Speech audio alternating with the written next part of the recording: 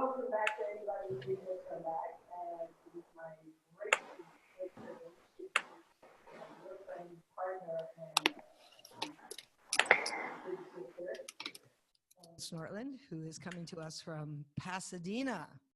So, or Altadena, to be more correct. Am I correct there? Yes. So I'm going to let you do what you got to do, and then we will hopefully have some questions at the end. And this is being recorded. Thank God we finally got that worked out. All right. So one of my favorite things in the whole world is to teach kids the basics of emotional, verbal, and physical self-defense. And I like to tell people, you know, growing up with a last name like Snortland in an English-speaking country was not a piece of cake because it was, hey, bully me. And so I have some playground, on-the-ground experience with having been bullied. And also, I came to this because when I first wrote Beauty Bites Beast, I was just blown away by the degree to which we do not prepare our daughters to be in the world. And I thought, well, that's weird. We do, I think, a better job of preparing our boys to expect that there are going to be mean boys. You know, we give them a little coaching about how to handle bullies. Even if it's not good coaching, we at least acknowledge to our boys, and obviously this is a generalization, but we at least acknowledge to our boys that they might be picked on. Now, girls tend to fall into a stereotype that they will verbally bully somebody, and that's also very true, except we don't prepare people for verbal assault, emotional assault, and physical assault. So my mission as a teacher has been to normalize the idea that you're going to have to protect yourself from some people. From all people? No, but from some people. And when I started teaching self-defense for kids, it was, oh, wow, they react to this and respond to this like ducks to water. It's not weird, it's not scary, it can be fun. And I feel this almost palpable relief from kids when we give them practical tools. One of the first things we do in our class at Impact Personal Safety is we all get in a circle, sitting on the floor. And one of the first questions I ask the kids is, how many of you know that there are mean people in the world? And they all raise their hands.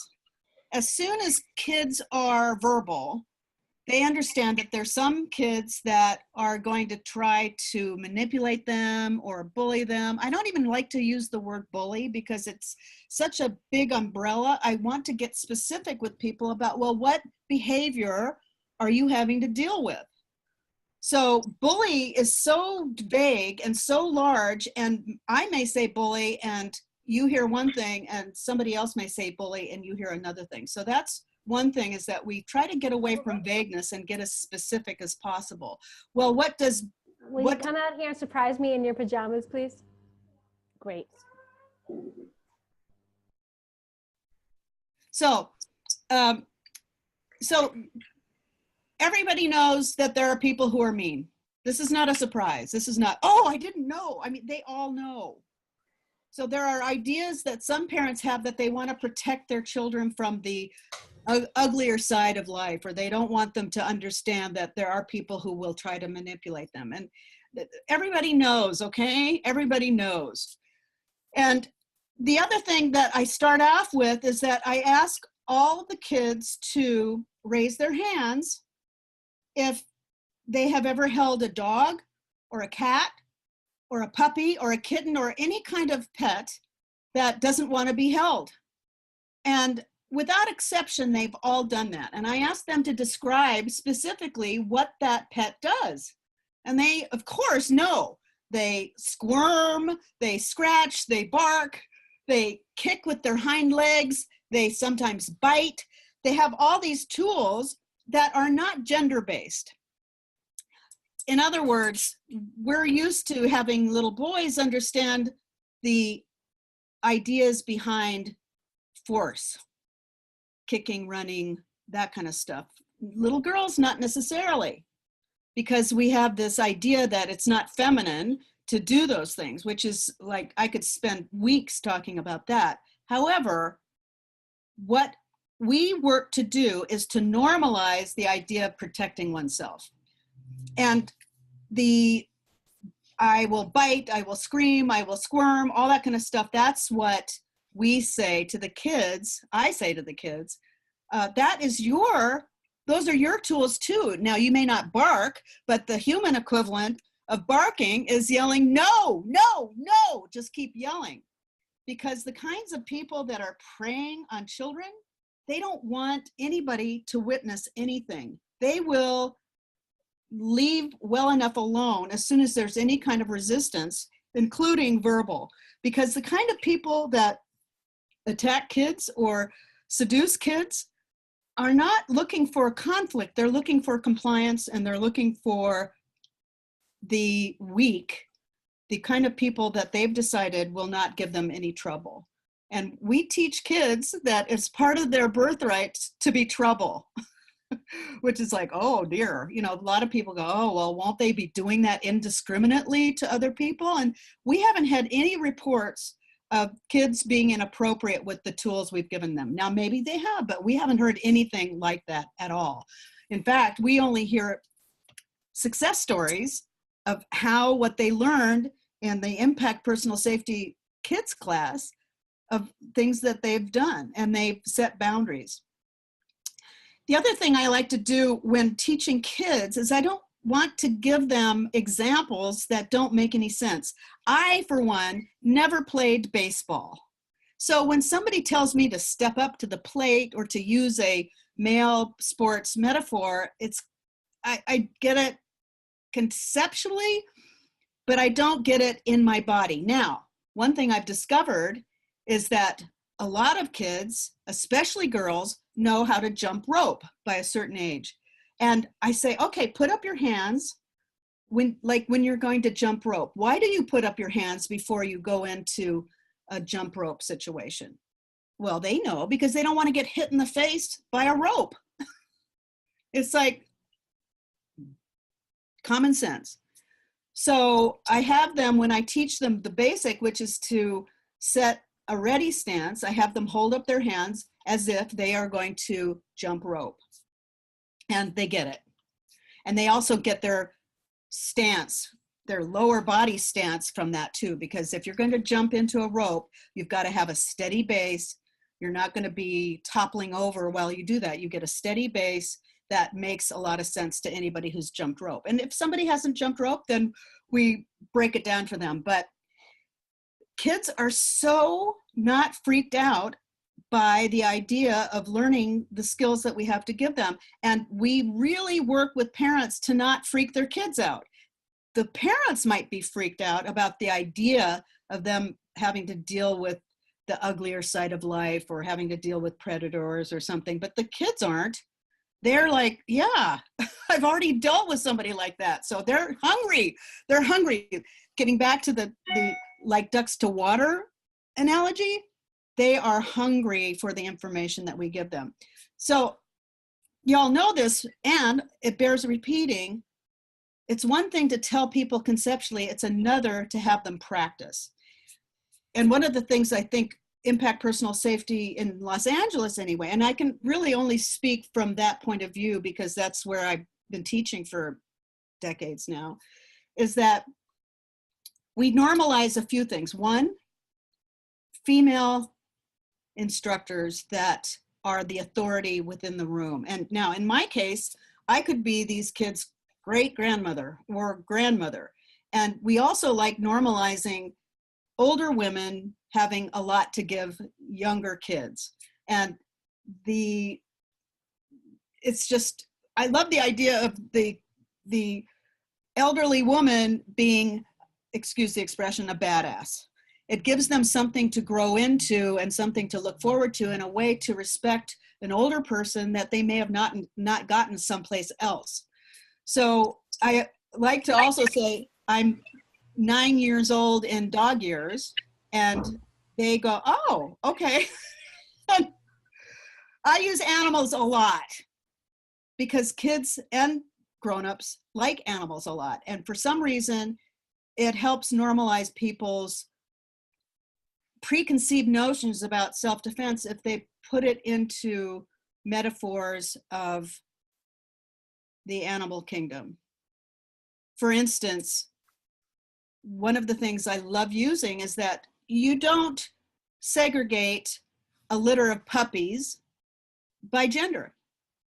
You don't say, okay, female puppies go over here and boy puppies go over here, and oh, girl puppies, now we just want you to be excited and bark and cheer on the boy puppies, and they're going to get to play and they're going to get to tumble around and test out their bodies and see what happens if you trip a leg. I mean, when you watch animals at play, they are testing out different things. Ooh, that bite was too hard, or that didn't work, or jumping on another body. It's all in the service of play. And those play things are also the foundation for self-defense in the case of animals hunting. These are all playful things that, when the stakes are high, translate into self-protection. And kids get that. So the example that I give in Beauty Bites Beast is getting back to the gendered puppies litter. It just sounds absurd when you put it that way. It's like, oh yeah, okay, what the energy would be to take female puppies and segregate them and make sure they never misbehave, that they always keep their fur clean, that they only respond when something happens with the boy puppies. It's absurd. Imagine if, and I suppose it's possible for some breeders to breed females that way, and within a generation you would have some very odd dog behavior going on, but we haven't done that kind of experience. So my whole argument is that self-protection is not a gendered attribute. It's something that is keyed into being alive. Survival is something that everybody's interested in, and tools to survive better, to thrive, because you have tools, that's something that parents are very interested in, even if they haven't had it for themselves, because that's another very human, as well as any kind of being's interest, is to have their offspring not only survive, but thrive. So I've seen this again and again, that parents who are anti-self-defense for themselves are like, oh, no, no, no, I want my children to have what I didn't have, which, I would like them to all have it. And if we need to start with the kids, then we'll start with the kids. One thing that I see time and time again makes sense to people is I will pose a hypothetical. Excuse me. Let's say you're walking down the street and you see a growling, snarling dog. And I pose, well, what do you do when you encounter that? And I pose this with adults and children, and they stop, they think, they go, well, I would back up, I'd try to calm the dog down, I would cross the street, I would do any number of evasive actions. And then I say, but do you ever check to see if the dog is male or female? And people go, oh no. So on the ground, in a real situation, gender flies out of the window. You just don't go, oh, well, that's a female dog, I'm not going to respect her boundary. Oh no. You don't do that. That doesn't make any sense at all. And people really get that we've basically taken away women's and girls' capacity to growl, to snarl, to warn, because growling and snarling and baring your teeth are all boundaries, and they are warning the person approaching that there could be trouble.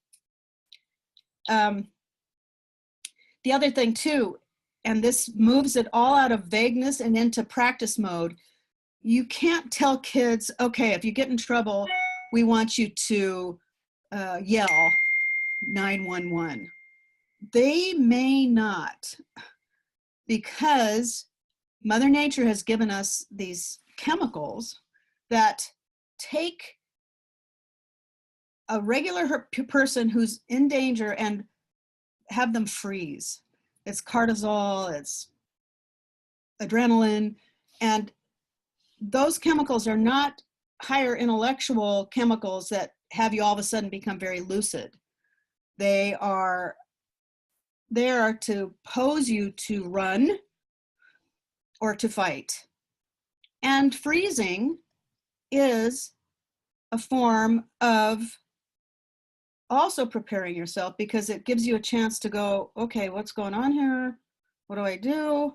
La, la, la. And if you have not practiced, it's going to be a little more difficult to pull it out. I'm not going to say impossible, because we hear success stories from people who have never had any training and they just give over to the drive to survive, which Mother Nature has given us. That is our birthright. Mother Nature wants us to do well. And if you don't override what she's saying to you, you'll have those things available. Now, we want to train people because we don't want them to spend any time trying to figure things out. If they have already practiced, no, go away. If you don't go away, I'll make a scene. That may not be right there for you. And it's more likely to be there for you if you've already said it out loud when you're not under actual danger. So we also practice giving kids tools to remove a hand. We take them step by step. It's not like we teach them one size fits all for everything. We don't have kids go into fight mode with Aunt Ellen, who is simply squeezing my cheeks. Now, what we do, let's say that little Judith has come to me and said, and I'm the mom, and has said, I just hate it when Auntie Ellen squeezes my cheeks. Now, a lot of parents will say, oh, you know, Auntie Ellen is getting up there, you know, and she loves to squeeze cheeks, don't hurt her feelings. You know, Auntie Ellen's feelings are Auntie Ellen's feelings, and to put that kind of pressure on a child to take care of Auntie Ellen's feelings is really, it's not a good idea, because we see the fruits that are born from that later on in little Judith's life. Little Judith, if she has been shamed by saying what she wants or doesn't want, will later in life feel ashamed if she doesn't like unwanted attention, unwanted touch, up to and including assault later on in her life. Well, I don't really believe there's any such thing as rehearsal for a living. If there were a rehearsal for living, childhood would be the closest thing. But for a child, their life is their life. They're not rehearsing, they're living their life. However, if you give them tools that they have and can embrace from age 6 until later, it will always be there. And so we practice, okay, so here comes Auntie Ellen with her fingers ready to pinch my cheeks. This is not unpredictable behavior. We know that little Judith has complained about it. Now, the unenlightened is to just say, let her do it. You know, she doesn't mean harm. She's, you know, blah, blah, blah. The enlightened way to handle it is to show Judith how she can intercept Auntie Ellen's hands before they get to her cheeks, and take them and get them away from her body and get them away from what she knows Auntie Ellen's probably going to do. And have her practice that and say, oh, it's so good to see you, Auntie Ellen. We're not going to tell her to kick Auntie Ellen in the shins. And we're going to, when we get a chance, if Auntie Ellen is having problems with it, we're going to take her aside and say, look, we're teaching you, Deed, how to set boundaries. And here's the foundation of it, is if she doesn't feel safe to say what she wants or doesn't want with somebody she loves, which she loves you, Auntie Ellen, but we want you to be on our team teaching you, Deed, how to set boundaries. It gives a context to Auntie Ellen that she didn't have before. She just sees rejection until she's on the team preparing Judith to handle unwanted touch later on in her life. So, there are lots of different ways that we can get adults on board without threatening them. If you go to Auntie Ellen and say, we don't like it when you touch Judith, and rah, rah, rah, rah, rah, she's going to feel defensive and it will create problems. Now, if she insists on doing it and keeps doing it, then, you will have to take her aside and say, look, cut it out. But you also want to give Judith the tools to do it on her own, because as much as we love our children, we're not able to be with them 24/7 for the rest of their lives. So we want to give them tools to be able to handle situations that are uncomfortable for them while they can practice it and while they can have it become a part of who they are rather than some good idea that they have to remember. That's the other thing, is that we have kids practice repetition. We like to say practice makes permanent. We don't say practice makes perfect, because as far as we know, there's no real way to tell if somebody's done something perfect. It's subjective. And what we want to do is put it in their bodies and make it a permanent part of who they are. Like, I think the best way to illustrate that is that I haven't ridden a bike for years and years and years and years. And I feel fully confident that if you were to give me a bicycle, I'd get on that bicycle and be able to ride it, because balance is something that my body has. It's not a remembered phenomenon. It's a muscle memory. It is an experiential memory that I don't have to dredge up any lessons, or let's see, number one, I get on the bike, number two. It's not that. It's an experiential experience, similar to swimming.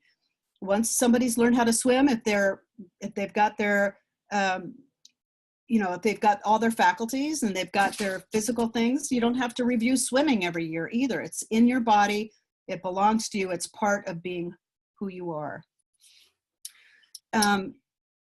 So anything we do repetitively and over and over and over again. So the first step, for instance, for a child setting a verbal boundary is we have a really tight student-faculty ratio. We have one faculty person, usually an assistant, for every 1 or 2 children.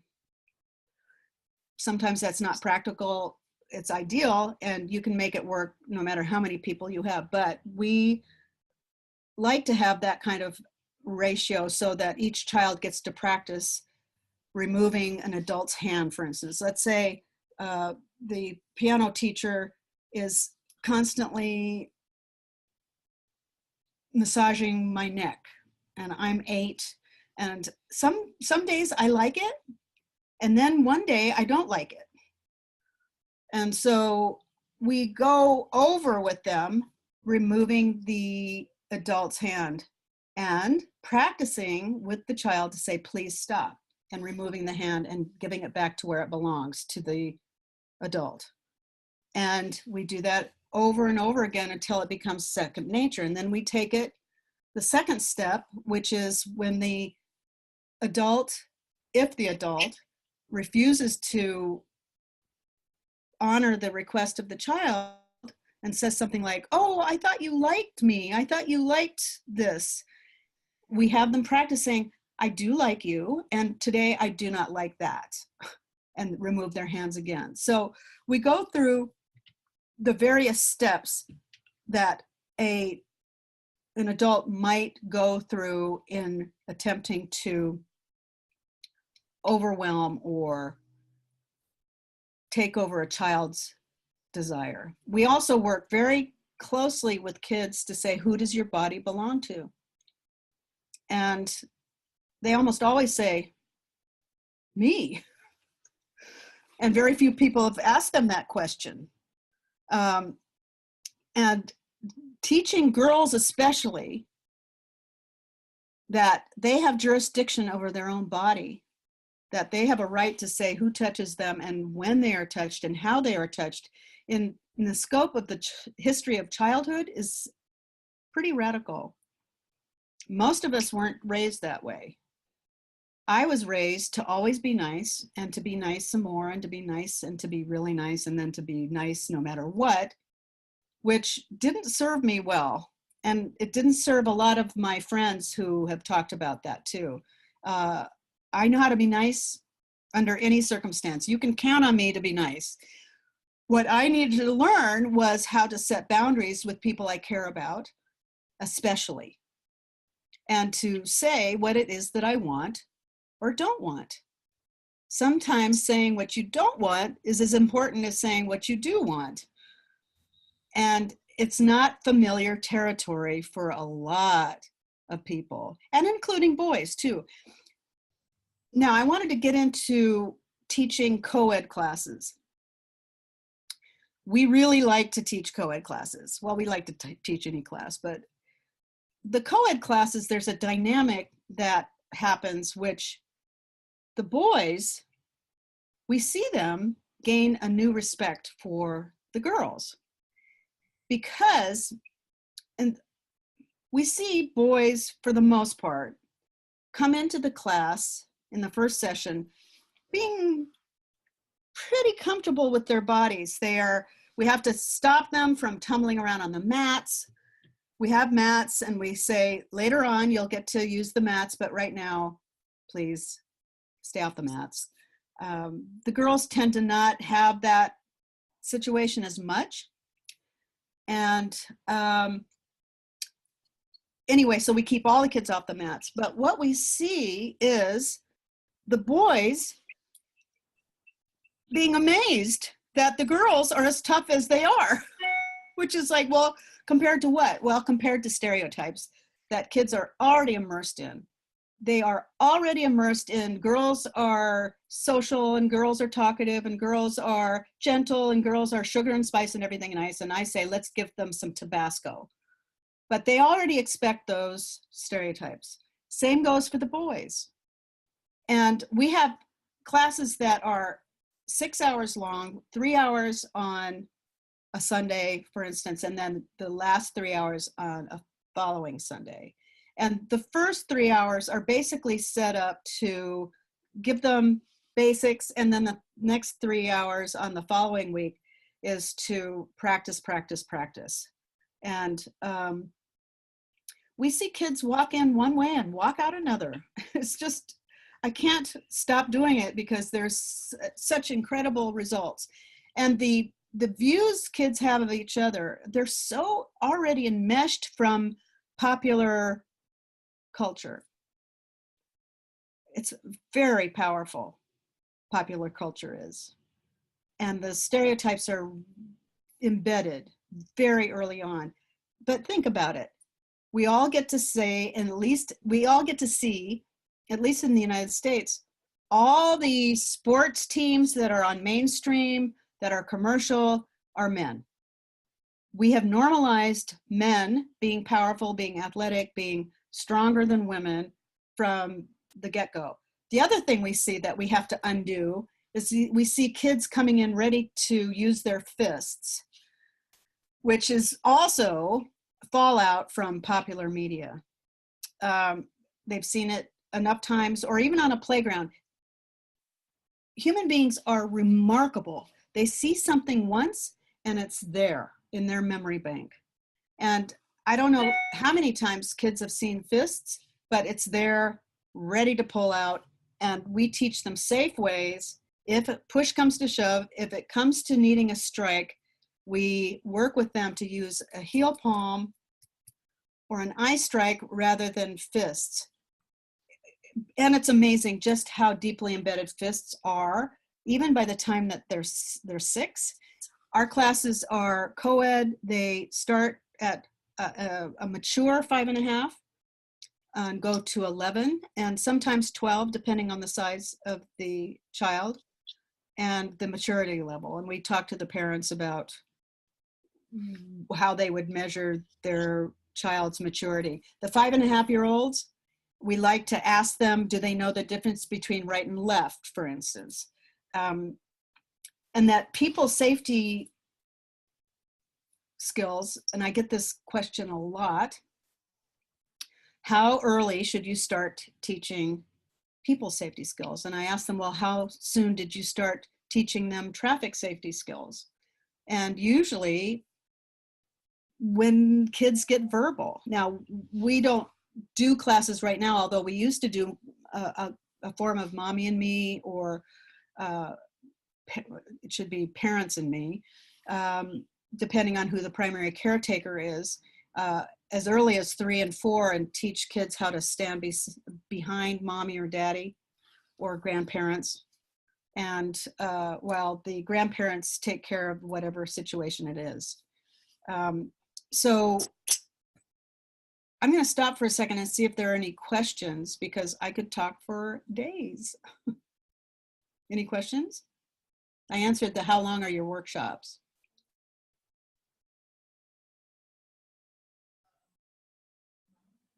Okay, so I'll wait to see if somebody's coming up with any questions. The parallel between traffic safety and people safety. I heard somebody. Ellen. Hi. Turn it down. Doesn't need to be so loud. Anyway, somebody asked if I could translate her question for you, and I'm going to sit because otherwise my head's cut off. There you Okay. go. Go ahead.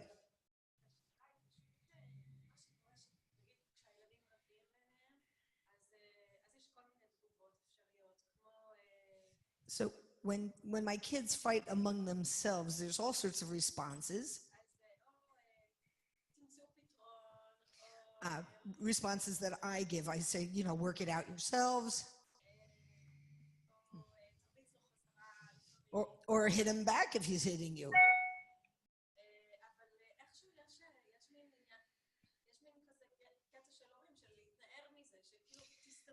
Right. But on some level, I guess there's, parents tend to walk away from their responsibility and just say, figure it out yourselves.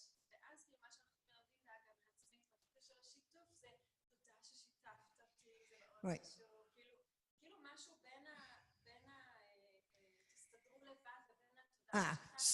So what is there between the figure it out yourselves and, oh, I'm so glad you told me, and because that's what we're taught in when working with kids, is to accept the story and not judge them, and be there for them. Is there something in between ignoring it and how do I help negotiate the tools between them?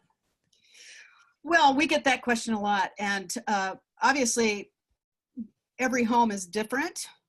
I recommend that people separate them and have them go their separate ways until everything's cooled down.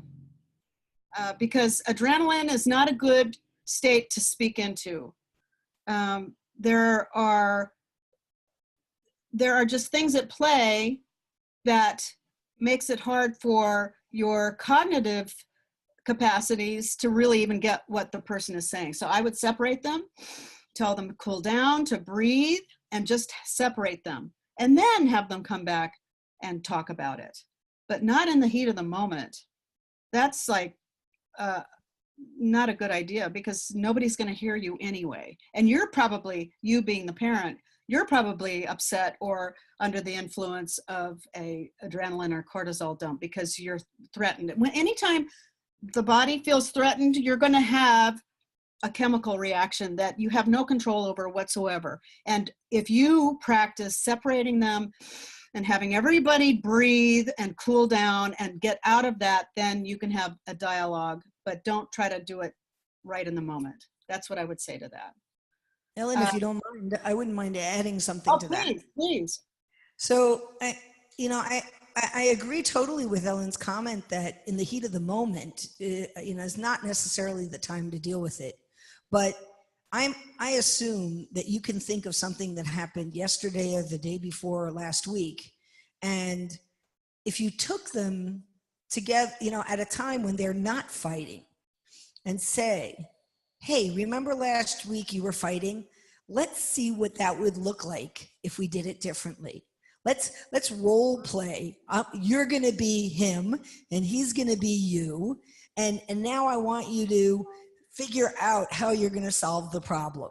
So, we tell this a lot to adults who are dealing with traumatic situations that, if you're triggered, if you're in the heat of, you're not going to make the best decisions. Same thing with our kids. So, if we take the same situation and then 3 days later, 4 days later, a week later, say, hey, I'd like to play a game with you. It's called Fight Over the Ball. And we're gonna see how we fight over the ball in a way that is respectful for each other. And that allows them to practice better tools than the yelling and screaming and craziness that they were going after then. Does that help? Does it answer your question a little better?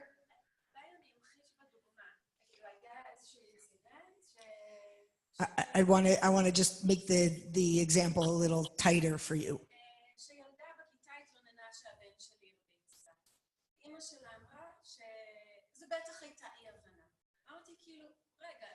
All right. My son, a daughter in my son's class complained that my son had hit her. And her mom's response was, oh, she probably just misunderstood, he didn't mean it, and not such a big deal. And I myself am feeling like, no, wait a minute, we need to deal with this. Yes? A little better. When do you get involved?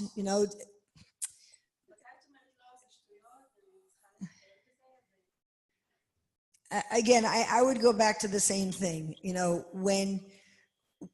when it comes as a judgment or why did you hit so-and-so in class, that you want to make a big deal about it, you, the mom, you're not going to necessarily have a creative and learning experience with this child. But if you could say, hey, sometimes we may get upset in school. Let's play the game. I'm going to be a little girl in your class. And okay, what do I do to make you upset? Oh, I took away your notebook. Okay, great. Here, I'm going to take away your notebook. What are you going to say to me? What are you going to do? So I could do the role play with my child at home in a way, but not connected to that situation. Like if you divorce it from that specific thing, just as something we're going to play about, because these are learning life skills. So I think if we learn them as a learning experience and not as a punishment or a, getting into the mix of it, but doing it as, okay, we play this game every now and on. How do we deal with relationships in a proper way? I think that's your best bet. Can I insert something to underline what Udit did? And it's kind of subtle, but it's really brilliant. And that is, she's coaching you to not say, why did you do something, but what happened? What happened doesn't have them examine anything that's like, it's like, I don't know when somebody says why, what to say sometimes, but what happened gets it to the facts. And then you can work with that and you can practice, not binary, well, I could do this or I could do that. Let's add in a third thing, a third solution, which will lay a foundation for them as grownups and as teenagers that will be really useful. Because if you put somebody into a binary, it's like, well, I could do this or I could do that. it can be a little crazy making, but if you go, well, I could forcefully take the notebook back. Okay, you know how to do that. I could just say, please put the notebook down and walk away. That's one way. And then if you don't put the notebook down, I'm going to tell the teacher. So those are 3 solutions, not why. Why is very difficult to answer for some people, including grown-ups. Yeah, I remember with my kids, they would say, lo b'chavana, not on purpose. I didn't do it on purpose. I would say, I wish you would do things on purpose. Now that there was some purpose behind what you do. You don't think about anything. Of course it was not on purpose, because you don't think things through before you do them. So Right. the not on purpose, lo b'chavana doesn't really count, you know? Right. So I have a question here. My daughter is 3.5 and I want to get her on the right track. She struggles with self-confidence in general. If you can take a few minutes to address that age group, I would appreciate it. Well, it's never too early. As soon as kids are verbal, I'm assuming she's verbal because you're judging that her self-confidence is not where you'd like it to be. I would practice games. I would create games like, okay, I want you to say, please do not do whatever the specific thing is, and just have her practice saying it. We've had so many people say, yeah, I told my kid to yell 911, but when it came down to it, they were frozen. Well, I could pretty much tell you that they had never practiced yelling 911 when something actually was happening. So if you don't practice something, figure out what it is that you'd like her to be able to say and get specific. Self-confidence is kind of a broad umbrella. So if you could get more specific where you see behavior that you don't consider to be confident, and then come up with what it is that you would like to see her be able to do, and then practice that. Does that make sense? Oh, good. Okay. She said, yes, thank you. Okay. All sorts of things can give kids self-confidence. For instance, when you're out with your child, have them practice when they see a pet or they see a dog or something, go up while you're there with you and say, may I pet your dog? Which is also laying a foundation for issues that they will later confront with consent. You know, I'm assuming you teach kids not to go up to a strange dog and just pet them, because there's a consequence that could happen. So you don't just walk up to any dog and start petting it, because we know how that could turn out, like as in a big chomp. So having them, go ahead, honey, go ahead, ask, may I pet your dog? And then have them practice that over and over again. All of a sudden, then they won't feel so shy or unconfident about asking permission to pet a dog. So rather than instructing them on what they could have done afterwards, have them practice it in the moment. Another thing that we are working with all the time is that there has become a tried and true child safety rule about never talk to strangers. That can be a problem because sometimes kids have to talk to strangers. So we teach kids to pick strangers that are most likely safe. We don't use that language with kids, but we ask kids where they are about strangers. And the younger the children are, we say, well, what does a stranger look like? You'd be amazed how often kids say, oh, he, almost always a he's ugly and big and scary and it's like some kind of monster. And so when they meet somebody who is a stranger that isn't big and tall and scary, then that in some place in their head goes, well, then he's not a stranger. We ask them, can a stranger be a woman? If you're using the definitions as neutral as possible, it's a stranger is someone you don't know. Okay. Can a child be a stranger? And we don't give them the answer. We have them work it out. Can a child be a stranger? Can a child be somebody you don't know? Oh, yeah. Can a stranger be a woman? Oh. And then we have them work it out. We never provide the answers. If a stranger were trying to trick you, would they be mean or would they be nice? And people, and I consider kids people work it out, and we see it pop that, oh, because the first answer is mean. And then you see the ideas popping, oh, if they were trying to trick you, they'd be nice. And that lesson will be with them forever because you let them work on that. Because when ideas occur to people independently of your giving them the answer, it sticks. So there are a lot of things we take for granted, but we tell people, if you need help, go find people who have children with them already. A mom or a dad or grandparents that already have kids with them. And if you need help from a stranger, pick someone like that. We teach them how to look for an information booth. We teach them to go look where exits are, or to play games when you're out as a family. Where is the safe place? If we get separated, where's a place where we can meet? All these things that we bring to consciousness rather than just assume. Ellen, can I add something about the stranger person? Please. All right. So we've also found that one of the issues with talking about strangers, or it's certainly when it's packaged in the stranger danger model, is that when I tell a child, don't talk to strangers, and then we walk into a supermarket together, what's the first thing I'm going to do? Talk to a stranger. So I've created a rule that I now break.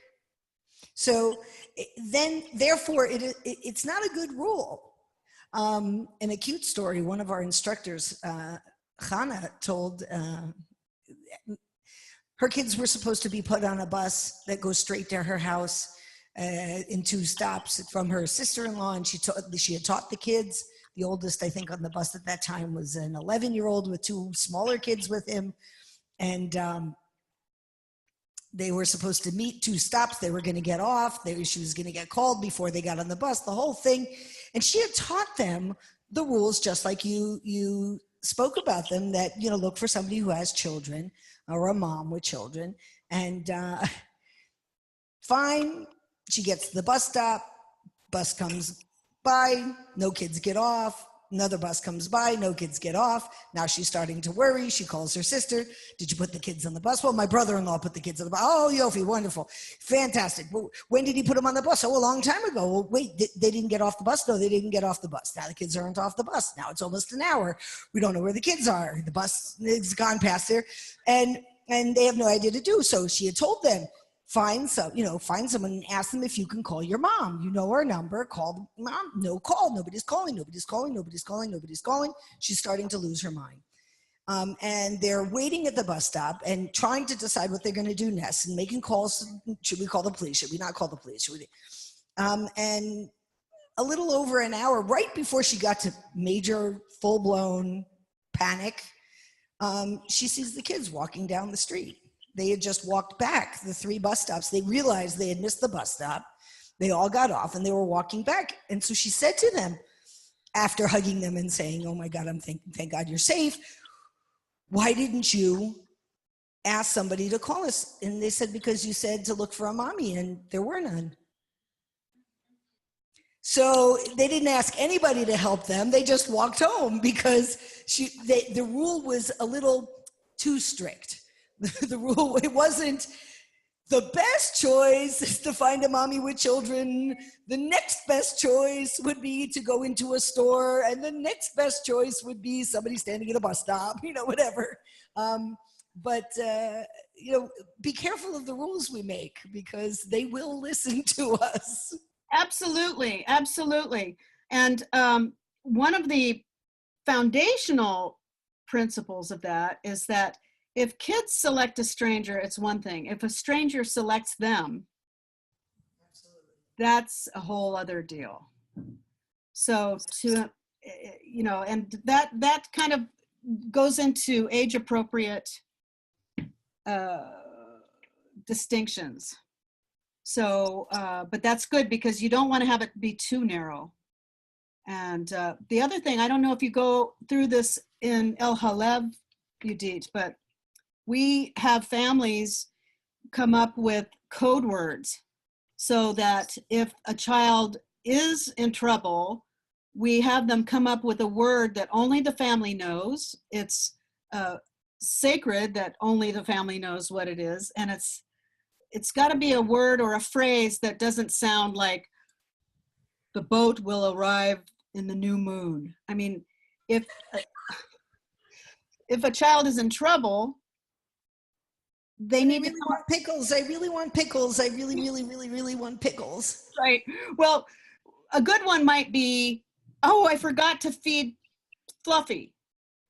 Because that's the kind of thing that if you don't have a Fluffy and you've agreed that I forgot to feed Fluffy, if somebody is standing there with your child and says you can call home so you can get the password to the ATM if they're being held up for money, for instance, and it's not going to sound to the predator too weird if you say something like, I forgot to feed Fluffy. And then get the ATM, but then that puts the person on guard that something is really wrong. Make sense? Yes. Yeah, we do a little bit of coding. And one of the codes we use is, yes, it's not always easy for a child to get their parents' attention. I'm busy cooking and I'm probably cooking, doing the dishes and sending 6 emails at the same time, and mommy, mommy, mommy, mommy, mommy, mommy, mommy, mommy, and I just, can't deal with it right now. But sometimes kids finally get up the courage to tell us a story that we really need to hear. So one of the things we teach them is if you can't get your mom's attention and you really have to tell them something that happened that was serious and an Ella Lev thing, then that's what you say to them. You say, but mommy, it's an Ella Lev thing. And then they know, mommy knows I have to put down the dishes right now. I need to give my attention to this child. Mm-hmm, mm-hmm. And we practice that too.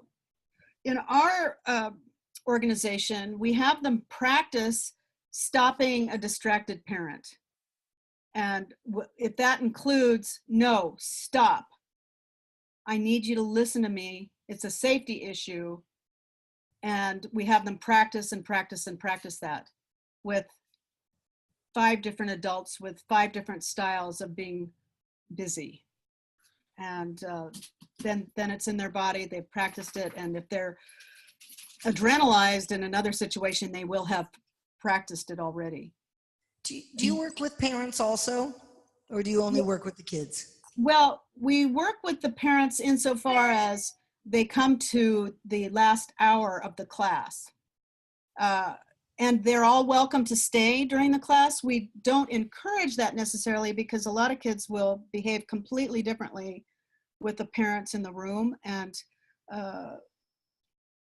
we're assuming that they want them to know safety rules about what to do when the parents aren't around. So while we don't tell them to not come, they're welcome to come and we discourage it, but they definitely are there for the last hour, and then we address what they've learned and how to support it. We also encourage the parents to take a class themselves. So if they have any kind of trepidation or unfamiliarity with some of the boundary setting stuff, they learn it for themselves in their bodies so that they don't undermine or inadvertently scare the kids out of doing something. As someone who used to teach lots and lots of little people judo, I remember when parents would come to class, it was like tripping over umbilical cords all the time. You could just feel the cord between the parent and the child, and I'd have to like get in there and get tangled up in it. Yeah, definitely. Definitely. Any other questions?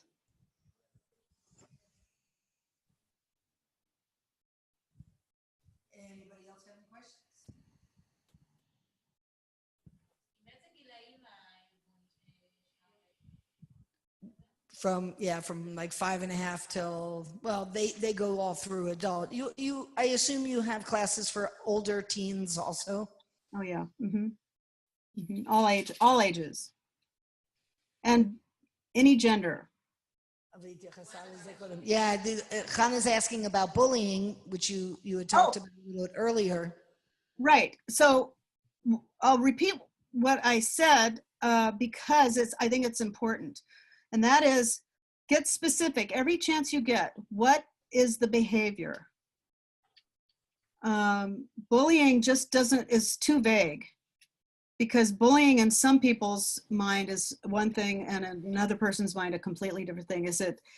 Do they tease you? Do they make fun of you? If they say things to you, what do they say? And then don't minimize it.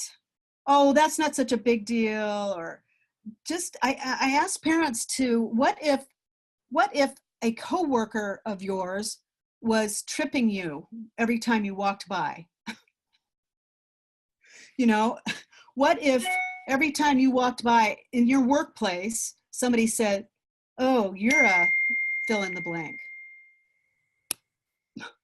If you put it in the context of a workplace, what your child is putting up with is pretty intense. So there is a habit in some families to minimize what a child is going through, and oh, that's not such a big deal. Well, in their world it is, or they wouldn't have brought it to you.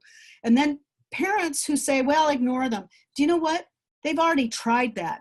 By the time they get to you, they've already tried ignoring them. So just that they're bringing it to you now is a big indicator that in their world, it is a big deal. So, you know, it's like, to treat that person who happens to be your child with the same kind of respect that you would want to be treated if something like that were happening in your workplace. I think that's a context that works for some parents to go, oh my goodness, I just really made light of what was going on. And it may warrant an apology. I didn't hear you, I apologize, because you're modeling everything. If you can model an actual apology to minimizing a child, that will serve them well in later life as well. And plus, be a foundation for family respect. And sometimes apologizing takes practice too. It takes practice for me to apologize and have it be a real apology, not the excuses why I did it. I apologize. Is there anything I can do to make it better for you? And then let it go. And hear what they have to say. Yeah, I would feel better if you never do that again. Okay, I'll do my best. And I want you to tell me if I do anything again that hurts your feelings, or, you know, whatever the infraction is.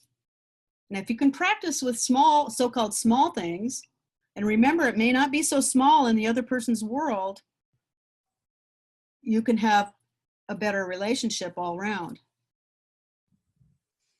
My question for you, Ellen, what do you dream of? What are you looking to do to make this world a better place? What's your dream?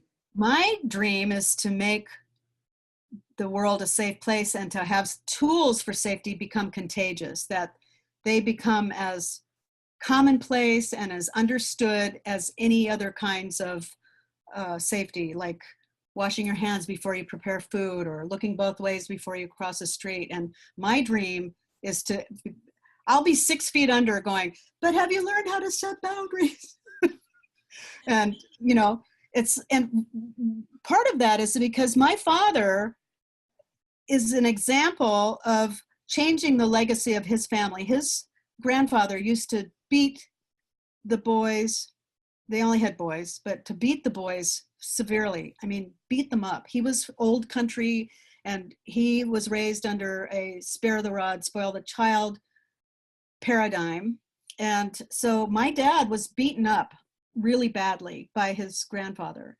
And my dad swore that nobody would ever hit a child or an animal or anyone around him unless it was self-defense. And so our family legacy of violence changed in one generation because of my father. And I want to go around the world teaching women, especially because they're the ones that have the major responsibility for family, major responsibility for food getting on the table, for getting the basic needs of a family handled, teaching women and girls that it is their human right to set boundaries and give them the tools to do that. So there. Yeah. Yeah, amen, amen. Thank you so much, and thank you for joining us from Pasadena. You're welcome. My pleasure. Bye. Thank you for having me. Be well. Thanks.